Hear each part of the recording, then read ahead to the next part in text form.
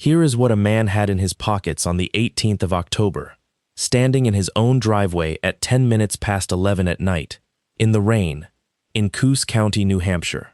A phone with 9% battery, 2 keys that no longer worked and one that did, to a truck. $61. A folded pay stub he had been meaning to put somewhere. A tube of hand cream, because at 46 his hands cracked open every October and had done since he was 19.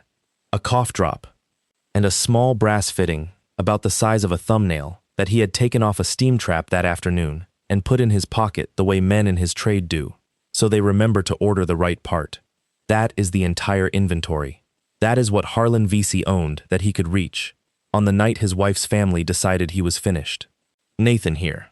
I want to tell you about this one because it is the only story I know where the whole thing turns on a single sentence a man wrote 9 years earlier, in a document nobody read, about a subject nobody cared about, for a reason he explained at the time as being for their benefit, and he was not lying when he said it. What I find remarkable is not that he won, it is how little he had to do.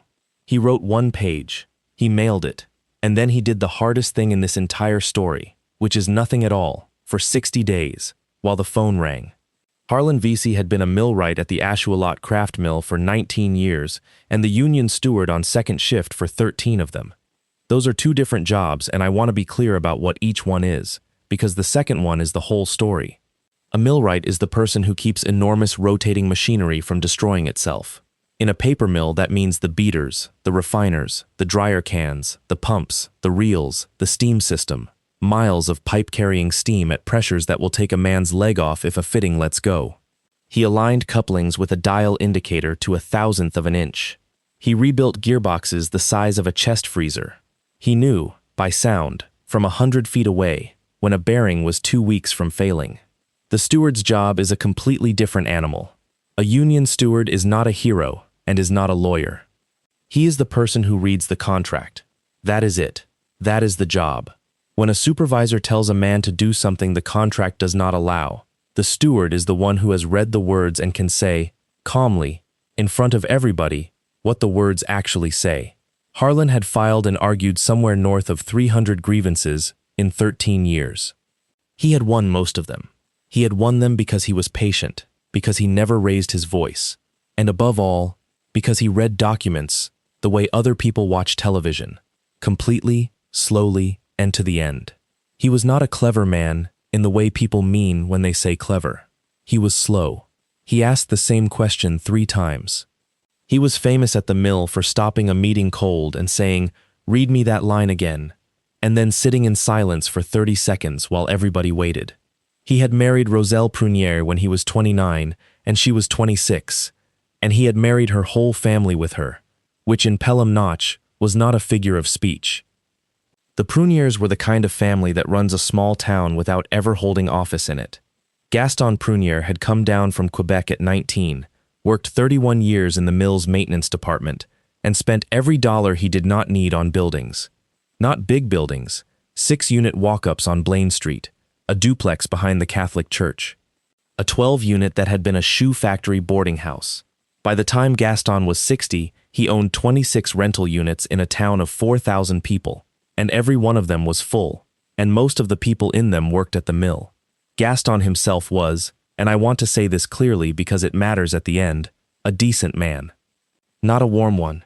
He said maybe 9 sentences at a family dinner, and 6 of them were about the weather. But he was straight. He fixed things when tenants called. He did not raise rent on a widow. When Harlan Vesey married his daughter, Gaston took him out to the truck, handed him a cold beer, and said, "You work with your hands." Good.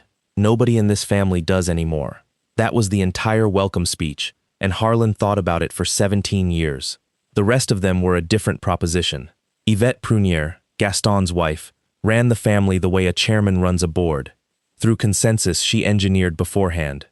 Ovid, the son, was 41, had never held a job that lasted 3 years, and had been managing the properties since he was 30, which in practice meant collecting rent and calling Harlan. Nadine, the older daughter, had married a dentist in Concord and appeared twice a year with opinions. And there was a thing that family did, which Harlan noticed early and never said out loud, which was that they took votes. Not formally, but nothing was ever decided by one person. Somebody floated it at a Sunday dinner, and over the following week it circulated by phone, and by the next Sunday it was simply the case. Nobody was ever responsible for anything. Harlan, who had spent his life in a system where a decision has a name attached to it, and a date, and a signature, found this genuinely disorienting, and it is the thing that eventually cost them everything. Harlan and Roselle had one daughter, Odile, who was 12 that October, and who is, in my opinion, the best person in this story. And for 15 years, Harlan Vasey did every piece of maintenance on 26 rental units for free. I want that number to sit for a second. 26 units.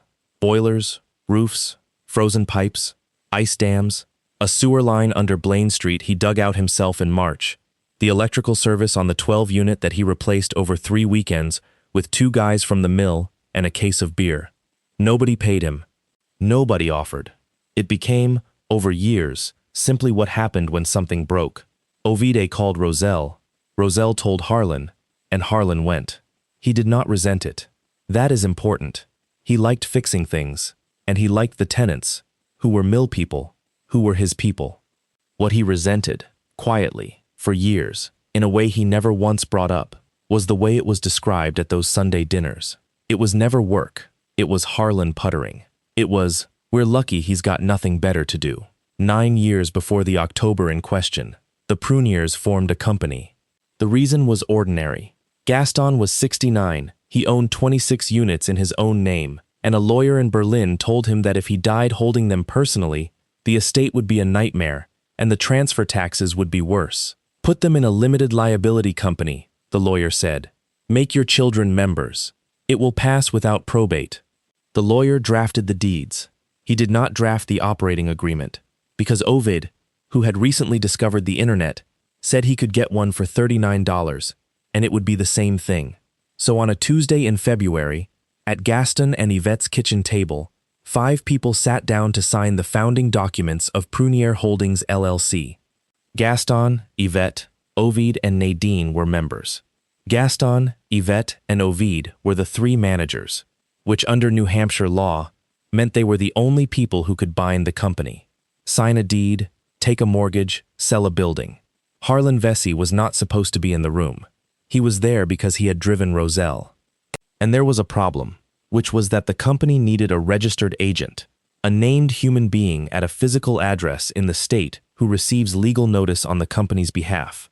And Gaston did not want it to be him, because Gaston spent 4 months a year in a trailer outside Zephyr Hills, Florida, and Ovid's address changed every 18 months.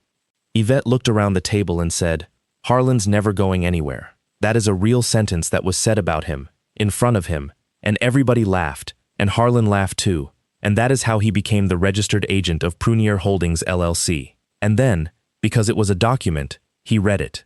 He read all 31 pages of a $39 template, while 3 people made coffee, and Nadine complained about the drive. He read it the way he read a collective bargaining agreement, which is slowly and with a pen, and at page 19, he stopped and said the sentence he was famous for at the mill. Read me that line again. The line was a standard clause about what happens when a manager leaves. The template's version was loose. Managers could resign or be removed by a simple majority of the members, and the remaining managers just carried on. Harlan did not like it, and the reason he did not like it had nothing to do with himself. It had to do with Gaston. Here is what he said, and I have this almost verbatim because Nadine testified to it later, believing it helped her. He said, right now 3 people can sign for everything this family owns. If 2 of them ever decide the 3rd one has to go, the 3rd one is gone by a phone call and a majority, and the buildings go with him.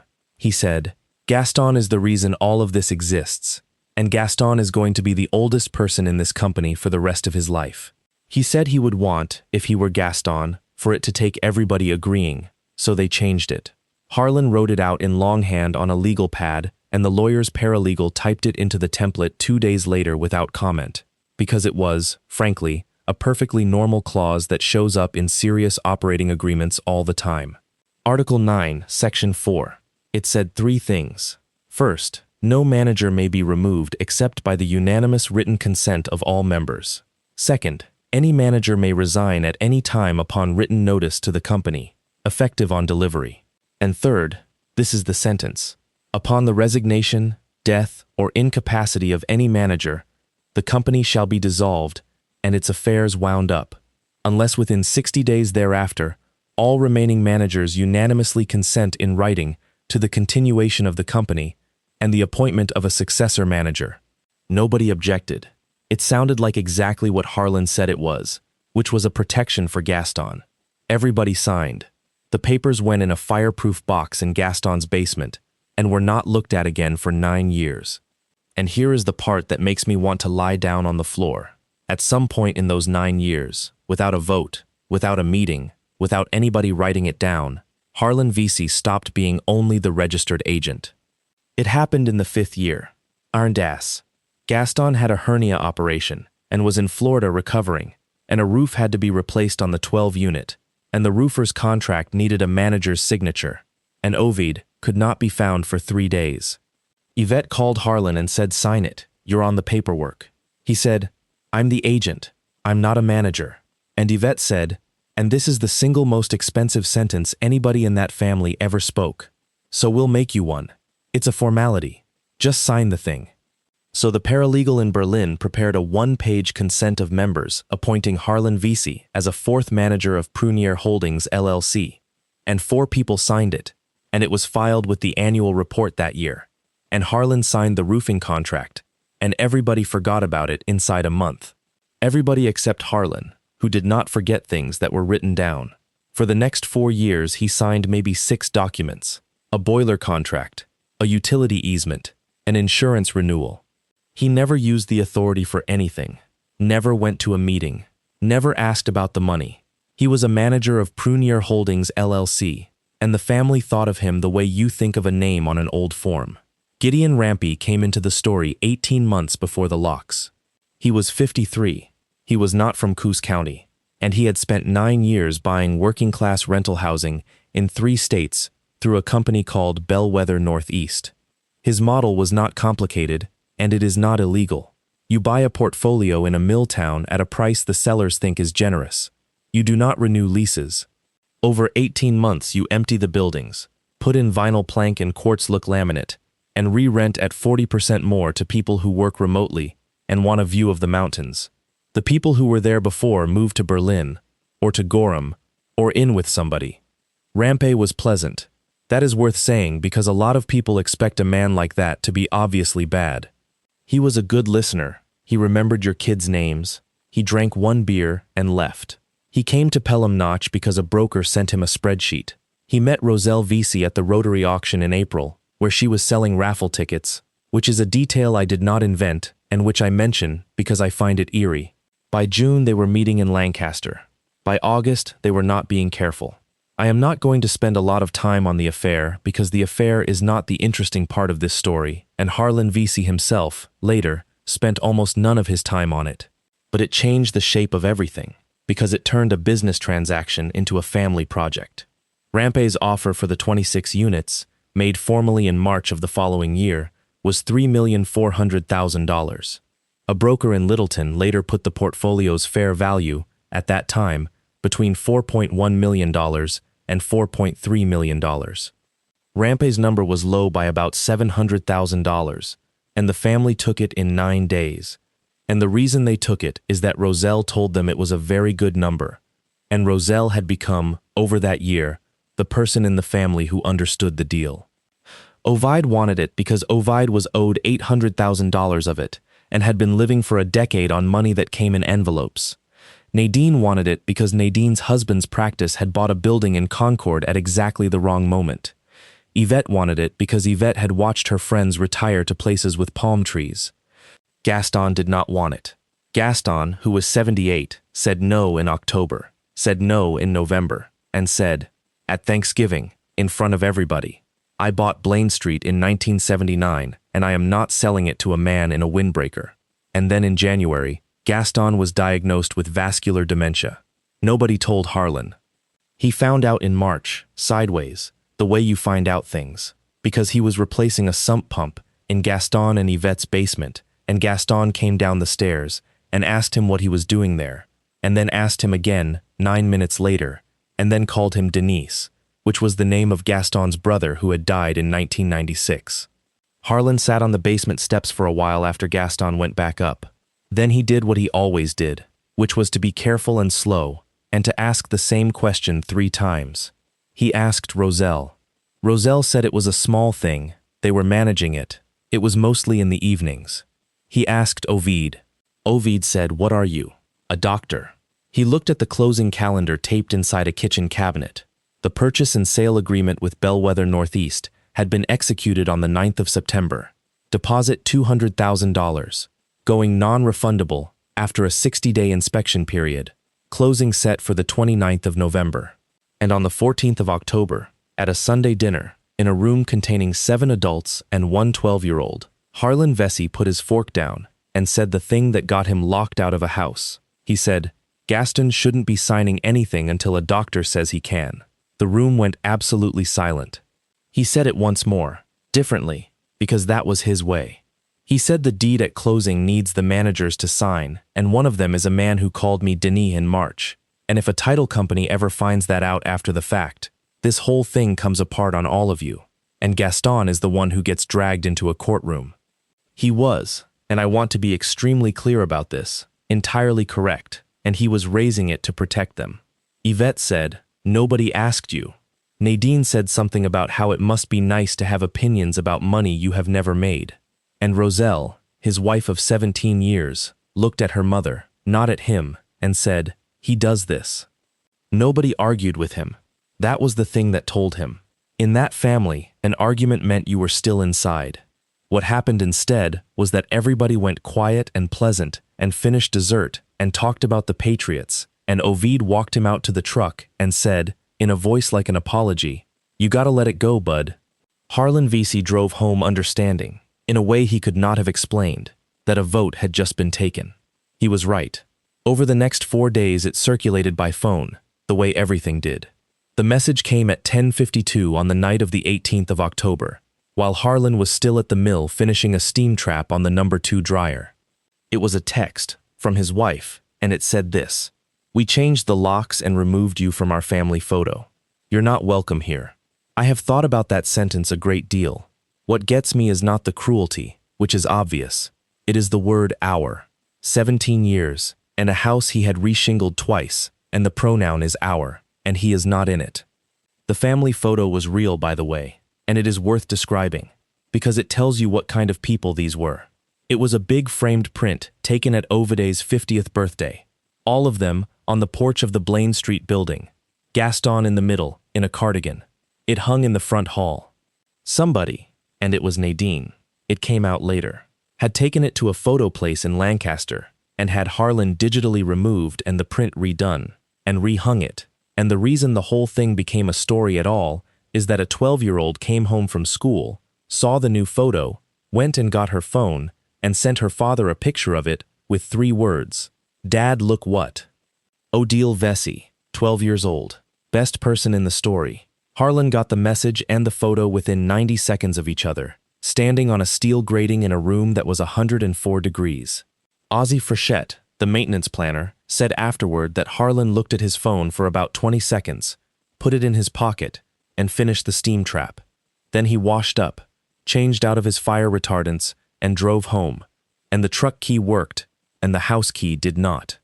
He stood in his own driveway in the rain at 11:10 and inventoried what he had, and then he typed the reply, and I want to give it to you exactly, because it is 9 seconds of writing that ends a family. Understood. Very smart. But I think you overlooked one thing. That was it. He did not say what. He put the phone in his pocket and drove to Ozzie's and slept on a couch under a quilt with a moose on it. Now, I have to be honest with you here, because this is where people always want the story to be about revenge, and it is not. And if you think it is, you will misunderstand what he did. At 11 at night on the 18th of October, Harlan Vesey did not have a plan. He had a fact. The fact was that he was still a manager of Prunier Holdings LLC, appointed by a consent of members in the 5th year, never removed, and that under Article 9, Section 4, he could not be removed except by the unanimous written consent of all members. Roselle was not a member. Odile was not a member. Harlan was not a member either. He was a manager who was not a member, which is a slightly unusual arrangement and entirely legal, and it meant that Gaston, Yvette, Ovid, and Nadine would all four have to sign a document to get rid of him. He also knew, because he had read the closing calendar taped inside a cabinet, that the 60-day inspection period on a $3,400,000 purchase and sale agreement had expired on the 8th of November. No, I am getting ahead of myself. On the 18th of October, it had not expired. It had 3 weeks to run, and the deposit was still refundable, and the deal could still be walked away from cleanly by either side. Those 3 weeks are the whole moral center of this story, and I want you to hold on to it, because what Harlan Vesey did next has been described by people who heard it as cold, and I think it is the opposite. He waited. For 3 weeks he did absolutely nothing except go to work, sleep on Ozzy's couch, and pick Odile up from school on Tuesday and Thursday at the corner, because he was not allowed at the house. On the 8th of November, the inspection period expired, and the $200,000 deposit went hard. Non-refundable, gone. Bellwether Northeast's money now committed to a closing on the 29th. He did not do it on the 18th of October, when it would have cost them nothing and stopped everything. He did it on the 9th of November, and I am not going to tell you he did that for the reason you think. Not yet. I want to spend a minute on those 3 weeks, because it is the part of this story that nobody makes a movie out of, and it is the part that decided everything. Harlan Vesey slept on a couch in a house that was not his, with a moose quilt, next to a wood stove that Ozzy Frechette overfed, and he went to work 16 days out of 21, because the mill was in the middle of a dryer rebuild, and second shift was short 2 men. Ozzy says the thing that unnerved him was that Harlan was not different. He ate the same breakfast. He watched the same fishing program on Sunday morning. He did the dishes. On the 4th night, Ozzy finally said, because he could not stand it, "Are you gonna do something or what?" And Harlan said, "Yeah," and then went to bed. What he did do, twice a week, was sit in his truck at the corner of Elmore and Bank at 2:40 in the afternoon, because that was where Odile came out, and because a court had not told anybody anything yet, and Roselle had told him not to come to the house. The first Tuesday, Odile got in the truck and cried for most of the drive to the dairy bar, and then said, "Are you going to be mean back?" And Harlan Vesey, and this is the sentence I would put on him if he ever needed one, said, "No, I'm going to be accurate." She did not know what that meant. She was 12. She asked him what it meant, and he could not explain it. And they got soft serve in October in northern New Hampshire, which is a thing only a father and a daughter would do. The second Thursday, she asked him whether he was going to come back to the house, and he told her the truth, which was that he did not know, and that whatever happened, Tuesdays and Thursdays at 2:40 were not going to change, and they have not, for 4 years, including the ones where she did not want to talk. I have gone looking, in this story, for the moment where Harlan Vesey does something cruel, because I do not entirely trust a man who comes out of a thing like this clean. The closest I can find is a Sunday afternoon in the middle of those 3 weeks, when he drove to Blaine Street to look at a boiler he was no longer responsible for. He had a key to the mechanical room, and nobody had thought to change that lock. He went down, and he looked at the number 2 boiler, which he had nursed through 3 winters, and which had a cracked section he had been patching since February, and had told Ovid about 8 times. And he stood there, and did the arithmetic on what it would cost to replace, and how much longer it would run, and whether it would make it to March. And then he went up the stairs and got in his truck and drove away, and he did not fix it, and he did not tell anybody it needed fixing. That is it. That is the meanest thing I could find in 3 months of asking. The boiler failed on the 6th of January, in a cold snap, 2 days before the company dissolved, and the receiver replaced it in February for $19,000 out of the estate, and nobody in the building was ever cold for more than a night, because a woman on the 2nd floor called the town, and the town sent somebody. On the 9th of November, Harlan Vesey took an unpaid personal day, which he had not done in 6 years, and drove 90 minutes to Concord. He did 4 things, and none of them required a lawyer, and all 4 of them cost him a total of $113. The first thing he did was buy a certified copy of the annual reports of Prunier Holdings LLC for the last 9 years from the corporation division, which anybody can do for a small fee, and which confirmed on paper what he already knew. Harlan J. Vesey, manager and registered agent, listed every year since the 5th. The second thing he did was fill out a form called a Statement of Resignation of Registered Agent. It is 1 page. It says the agent resigns and gives the company's last known address so the state can notify them. He filed it in person and got it stamped. The third thing he did was write a letter. It was 1 page, on plain paper, and I am going to give you the operative part of it verbatim, because a friend of mine who does this work for a living says it is the cleanest thing of its kind he has ever seen written by a man with no legal training, and because it is, in its way, the most restrained document in this entire story. To the members and managers of Prunier Holdings LLC, pursuant to Article 9, Section 4 of the Operating Agreement, dated the 11th of February, I hereby resign as a manager of the company. This resignation is effective upon delivery of this notice. I have also this day filed a Statement of Resignation of Registered Agent with the Secretary of State. I make no claim against the company, and I want nothing from it. I have not been paid for any work I have done on its properties, and I am not asking to be. I ask only that whatever is signed at any closing be signed by people who understand what they are signing. Harlan J. Vesey. The fourth thing he did was mail it. 3 copies. 1 to the company's address, which was Gaston and Yvette's kitchen. 1 to the family's attorney of record, a man named Wendell Crow in Berlin, whose name he had off the deeds. And 1, and this is the one that mattered, to the title company handling the bellwether closing, whose name was on a document he had seen on the counter, addressed simply to the file, as a matter of record. Then he drove back to Pelham Notch and worked second shift. Here is what he had just done, and I want to walk it slowly, because when you see it laid out, it is almost frightening how small the moving parts are. A limited liability company in New Hampshire is required to maintain a registered agent. If it does not, the state sends a notice, and if the company does not appoint a new agent, it goes into administrative bad standing. Any company in bad standing cannot obtain a certificate of good standing. And every institutional lender in America requires a certificate of good standing from a selling entity at closing. That alone was survivable. Ovid could have filed a new agent form in a morning for $50. The second thing was not survivable. Article 9, Section 4. The sentence Harlan wrote in longhand on a legal pad 9 years earlier to protect his father-in-law said that upon the resignation of any manager, the company shall be dissolved and its affairs wound up, unless within 60 days all remaining managers unanimously consent in writing to the continuation of the company. The remaining managers were Gaston Prunier, Yvette Prunier, and Ovid Prunier.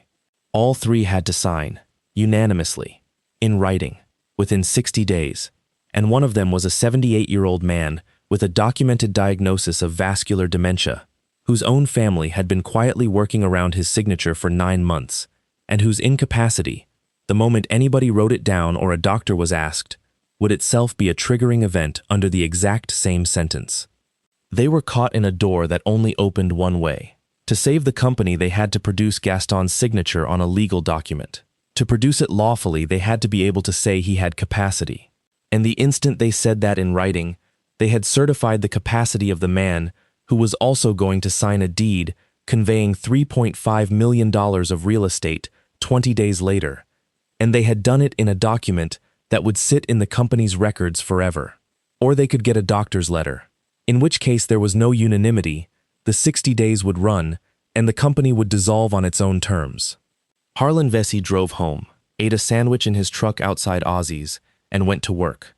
The letters landed on the 11th of November, which was a Thursday. Wendell Crow, the family's attorney, opened his first, because attorneys open mail. He read it twice, went to a filing cabinet, and pulled the operating agreement of Prunier Holdings LLC, which he had never read, because he had not drafted it, because it had cost $39. He got to page 19, and, according to his own billing narrative, which surfaced later, spent 40 minutes on a single provision.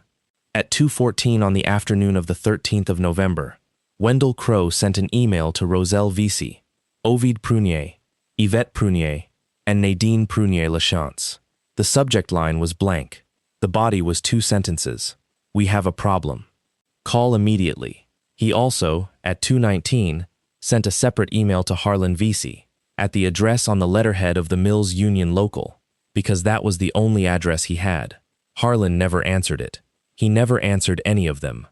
Over the next 19 days, he received, by his own count in a notebook he kept for the mill, and never for this, 61 phone calls, 38 text messages, 4 letters, 2 visits to Ozzie Frichette's front door, and 1 visit to the mill gate, where the guard, a man named Purley, who had worked there since the Nixon administration, told Ovide Prunier that he could not come onto the property and that he was standing in the fire lane.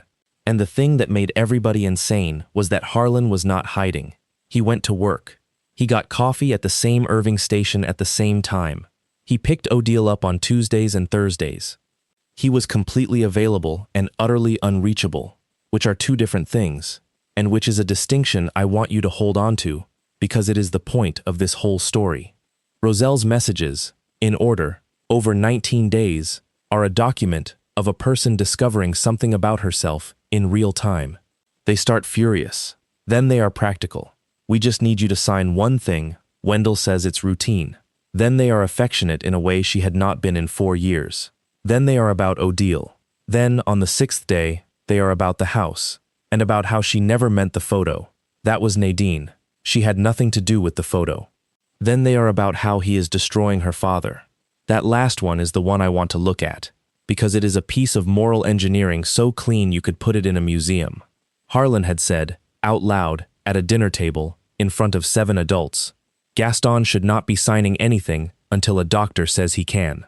For that sentence, he had been removed from a family photograph and locked out of a house. 19 days later, the same family was telling him that by resigning, by removing his own signature from a company he had never taken a dollar from, he was destroying Gaston. He did not answer that one either.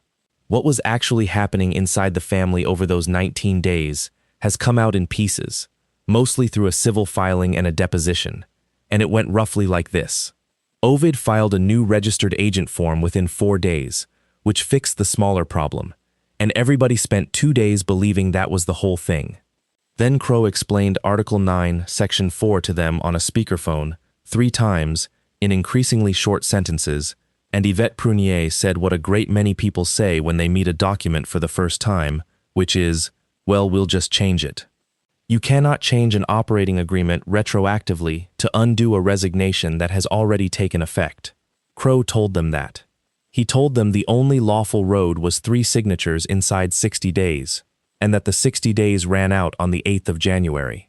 So they went and got Gaston. They took him to Crow's office in Berlin on the 22nd of November, a Tuesday morning, which is not a small thing to arrange with a man who by then was having a hard time in the afternoons. Crow met with Gaston alone for 20 minutes, which is exactly what a careful attorney does, and then came out and told the family, in a hallway, that he was not comfortable, and that he would want a capacity evaluation before he let Gaston sign a document of this consequence. Yvette said they would find another lawyer. Crow, who deserves some credit here, said, "You can. And whoever that is will have exactly this conversation with you, and if they don't, that is the lawyer you should be most afraid of." They went home. And on the 29th of November, the day the closing was supposed to happen, nobody closed on anything, and Gideon Rampay's $200,000 deposit was sitting in an escrow account, non-refundable, belonging to a company that could not lawfully convey a building.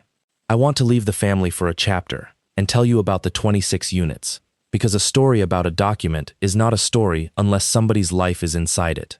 Blaine Street is 3 buildings, 6 units, and a 4. The 12 unit is on Depot. The rest are scattered, a duplex behind the church, 2 singles on the Gorham Road, a converted store with 3 apartments over it. 91 people lived in them that November. I have that number because it later appeared in a document filed with the town.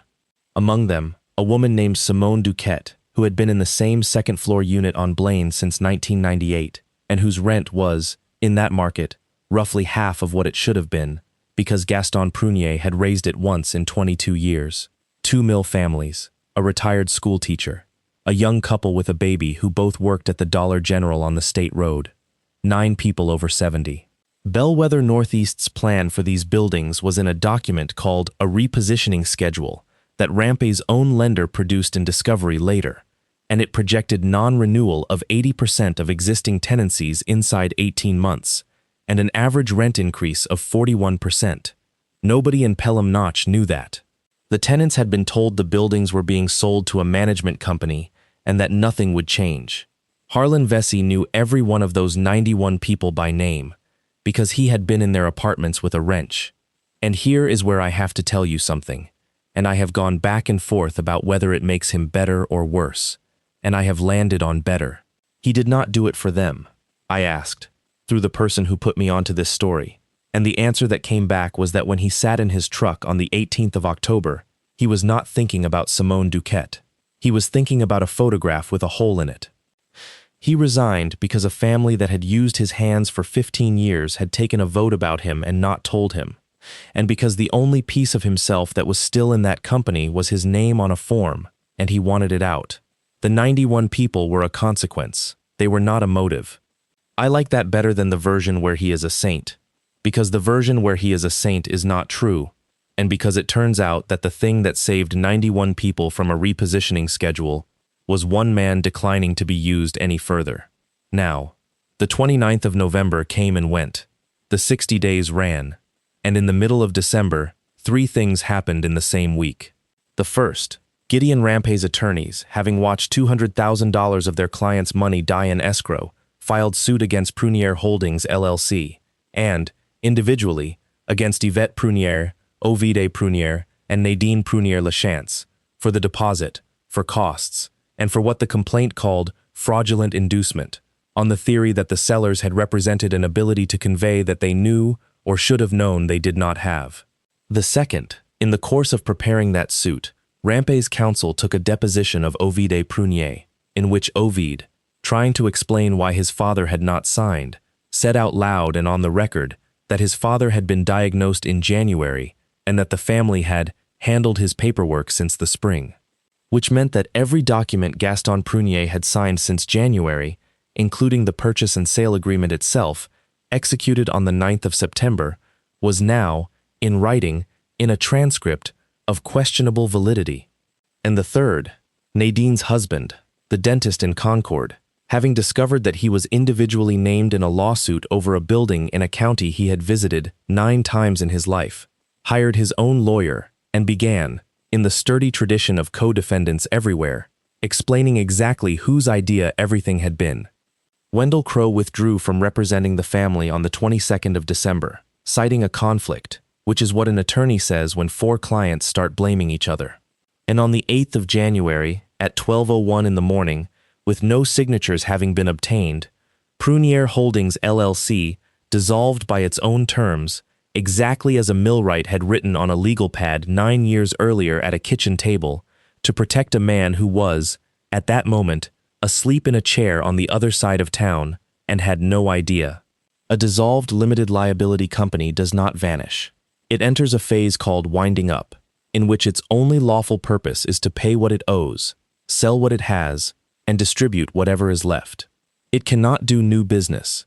It cannot sell a portfolio to a buyer of its choosing at a price it likes. It liquidates. That distinction is the difference between $3,400,000 in a lump on the 29th of November and what actually happened, which took 14 months. The court appointed a receiver in February, a woman named Thea Ottinger out of Littleton, whose job was to wind the company up. She did what receivers do. She got appraisals, real ones this time, and the portfolio came in at $4,260,000. She noticed within a week that the 26 buildings had been maintained for 15 years at a cost to the company of approximately nothing and asked why. And she began selling the buildings individually, which is how a receiver gets the most money, one at a time, to whoever bids. By the numbers, the family did better on the sale than Rampay's offer. $4.2 million against $3.4 million. By the numbers that mattered, they did not do better at all. Rampay's suit settled in the spring for the $200,000 deposit plus $280,000 in costs and fees, $480,000, paid out of the winding up before anybody saw a dollar. The receiver's fees and the accounting and the appraisals took another $310,000. The 9 months of legal work across 4 separate lawyers, once everybody stopped sharing one, came to just under $200,000 more. And there was one more item, and it is my favorite line in the entire receiver's report. Thea Ottinger, having established that Harlan J. Vesey had performed 15 years of maintenance, repair, and capital improvement on company property with no compensation of any kind, wrote to him and told him he was almost certainly a creditor of the estate, and that if he submitted a claim, she would have to take it seriously. He wrote back 4 sentences declining. He said he had done the work for a family and not for a company, and that a family is not a thing you invoice. He said he did not want it and would not take it. That letter went into the receiver's file, and from there into the court record, and from there, because a reporter from the Berlin paper was going through the docket looking for something else entirely, into a newspaper, which is how 91 tenants in Pelham Notch, New Hampshire, found out who had been fixing their boilers for 15 years, and what he had been offered, and what he had said. The buildings sold over the following year. 6 of them, including all 3 on Blaine Street, were bought by a housing trust the town had set up in 2009 and had never once been able to use for anything because it had never had a seller who was legally required to sell 1 building at a time to the highest bidder. Simone Duquette still lives on the 2nd floor. Her rent went up $60. Gideon Rampe bought 2 of the singles on the Gorham Road, which is about as close to a happy ending as a man like that gets in this story, and he left the county. Yvette Prunier ended with a little over $400,000, which is a great deal of money, and about a quarter of what she had been counting on. Ovid, whose draws against the company for a decade had all been recorded whether he knew it or not, ended owing the estate money, and took a job at a lumber yard in Milan at 51 years old. Nadine and her husband are divorced, and Roselle Vesey filed for divorce in March, and it was, in the end, an extremely quiet proceeding, because there was almost nothing to divide. The house on Elmore Street had been bought with a VA loan Harlan qualified for, was in both names, and was sold. Each of them got about $39,000. He did not contest custody. She did not either. Odile chose, in the way a 13-year-old chooses, by simply being at her father's apartment every day, until somebody wrote it down. Roselle asked him, at the courthouse, in the hallway, on the last day, why he never called Wendell Crowe back. And that is a question I am going to come back to. There is a piece of this I have been holding back, and it is time. Roselle Vesey and Gideon Rampe were never discovered by anybody in that family. Not once, in 18 months. What happened instead is that a lawsuit is a machine for making private things public, and the machine ran. Ramp's own attorneys took Roselle's deposition in April, because she had signed nothing and held no interest in the company, and yet appeared in 90 pages of email traffic about a $3.5 million transaction, and they wanted to know why. They put the emails in front of her in order. The Littleton broker's introduction. The spreadsheet forwarded from her personal address. A calendar invitation for the 14th of June with no other attendees and no subject. A hotel folio from a place in Lancaster with 2 nights on it and 1 name. She answered for 6 hours. She did not lie about it, and I will give her that, because a great many people in that chair do. The deposition transcript is not sealed. Nothing in a civil case in a county of 31,000 people stays quiet for long. And in Pelham Notch, where the Pruniers had been the family that ran things without holding office, it took a fortnight. I want to be careful about what the town actually reacted to, because it was not the affair. Small towns are not as scandalized by affairs as television thinks they are. Everybody in Pelham Notch had known somebody who had done that. What the town reacted to was the price. Because once the deposition was public, so was the broker's valuation, and so was the repositioning schedule, and so was the arithmetic that everybody could do at a kitchen table. The buildings were worth $4 million too. The family had agreed to $3 million for, and the woman who had told her mother it was a very good number had spent that summer in a hotel in Lancaster with the man making the offer. $700,000 is an abstraction. 91 people getting non-renewal letters is not. Simone Duquette, who had lived on the 2nd floor of Blaine Street since 1998, and whose rent Gaston Prunier had raised once in 22 years, read about the repositioning schedule in the Berlin paper, and then sat on her own stairs for a while. She had, at that point, been told twice by Ovid Prunier that nothing was going to change. Roselle left Pelham Notch in the autumn. She lives in Manchester now, and works in medical billing, which is a perfectly good job, and I mention it without any editorial intent, because I do not think a person should be ruined forever. Gideon Rampay's lender, having read the same deposition in the same discovery file, declined to extend his acquisition line, and Bellwether Northeast stopped buying in New Hampshire entirely.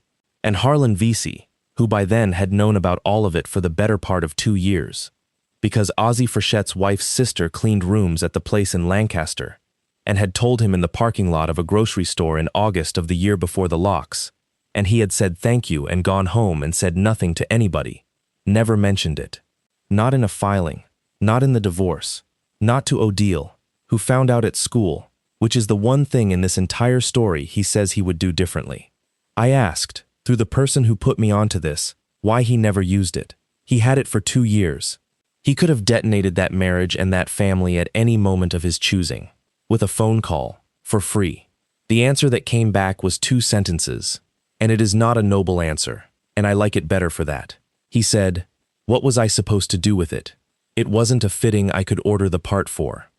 In the March after the dissolution, on a Saturday, Harlan Vesey drove to a duplex behind the Catholic Church in Pelham Notch, which by then belonged to the receivership and had a lockbox on the door, and knocked, and asked the woman who answered whether she still had the number of the visiting nurse. He was looking for Gaston, because at some point in that winter, and nobody is exactly sure when, because nobody in that family was writing anything down, which is the theme of their entire existence, Gaston Prunier had stopped being at Yvette's house in the evenings and started being at Ovid's, and then at Nadine's for 9 days in Concord, and then back at Ovid's, and the reason was money. A memory care bed in Coos County runs about $8,000 a month. The family had $400,000 and 4 lawsuits and a lumberyard job, and they were doing the arithmetic that families do, and losing. Harlan found him on the second Saturday in March in Ovid's finished basement, in a recliner, with a television on a channel that was not a channel, wearing a cardigan he had been wearing for 3 days. I want to describe what Harlan did next carefully, because everybody who hears this story expects a scene, and there was no scene. He said, "Gaston, it's Harlan. It's cold down here." He went upstairs, found the thermostat, discovered the basement zone valve had failed closed, a $6 part, the kind of thing he had fixed 400 times, went to his truck, came back with the part, fixed it, and then sat on the bottom step for 2 hours while the room warmed up, and Gaston Prunier told him, 3 times, about a fire at the mill in 1981. He did that every Saturday for 9 weeks. Then in May he did the thing he had been building toward, which was that he called the neurologist's office in Littleton himself, said he was the patient's son-in-law, was told he was not authorized, and asked what would make him authorized.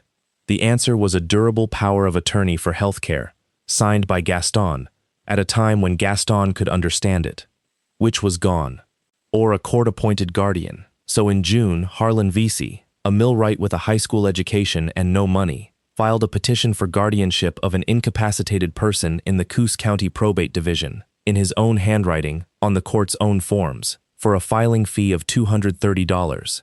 Yvette Prunier objected. Ovid objected. Nadine did not respond. The hearing was in September. It took 2 hours. The court had, by then, appointed its own attorney for Gaston and its own visitor to go and look at where he was living, and that visitor's report, which is a public document, described a basement, a recliner, a television, and a bathroom on a different floor from the bed. The court asked Yvette Prunier why the family had opposed the petition. Yvette said, "Because he's not family." And the judge, whose name was Marguerite Fillion and who had been on that bench for 23 years, said the sentence that I think about more than anything else in this story. She said, "Mrs. Prunier, this court hears that argument several times a year. It has never once been made by the person doing the driving. Guardianship was granted on the 26th of September. Gaston Prunier lived another 3 years and 4 months. He spent them in a memory care unit in Lancaster that cost, in the end, about $7,300 a month, paid for by the sale of 2 buildings that had been his to begin with, arranged by a receiver and approved by a court, which is a sentence a lawyer would call routine, and which is actually a man being paid back with his own work.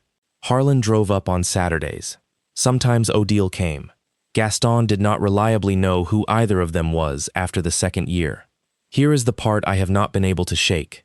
In the 1st year, on a good morning in February, Gaston was sharp for about 40 minutes. It happens. Harlan was there.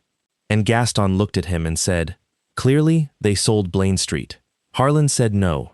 He said, "The town's got Blaine Street. All three." And Gaston nodded and looked out the window for a long time and then said, "Good, that's the good one." And then he said, "Are you still with Roselle?" And Harlan said no. And Gaston Prunier, who had said maybe 9 sentences at a family dinner in 17 years, said, "She takes after her mother.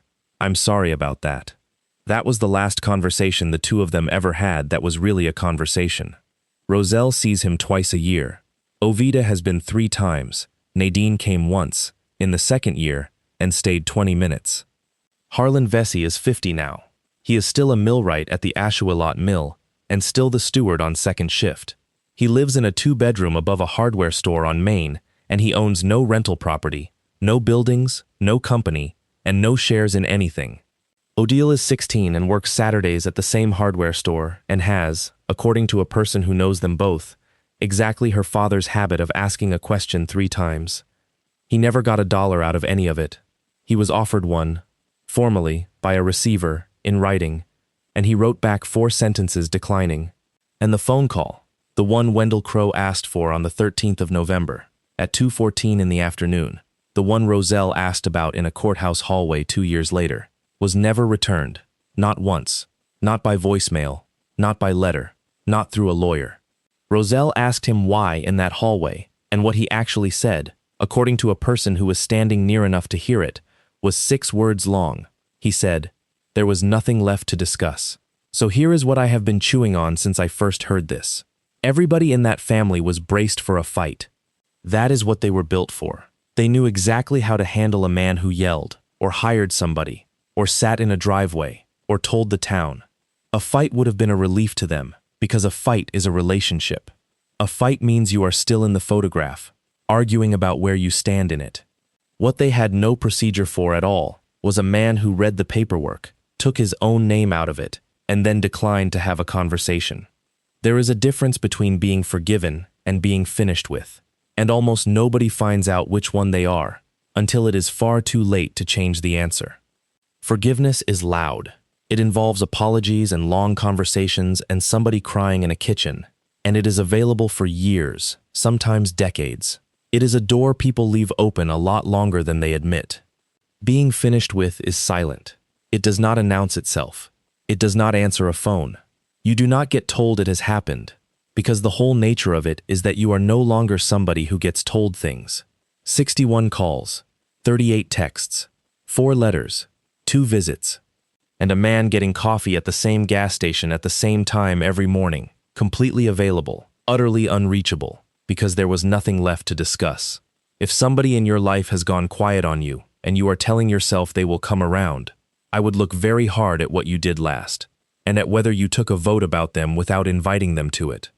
The question people always ask me about this one is whether he knew, whether Harlan Vesey, sitting in his truck on the 18th of October, understood that if he waited 3 weeks the deposit would go hard first, and the family would be trapped against a clock instead of merely inconvenienced. Whether the man who read a $39 template to the end, at a kitchen table, in front of people who were laughing at him, knew exactly what he was doing when he chose the 9th of November. People want me to answer that. I'm not going to. I'm Nathan.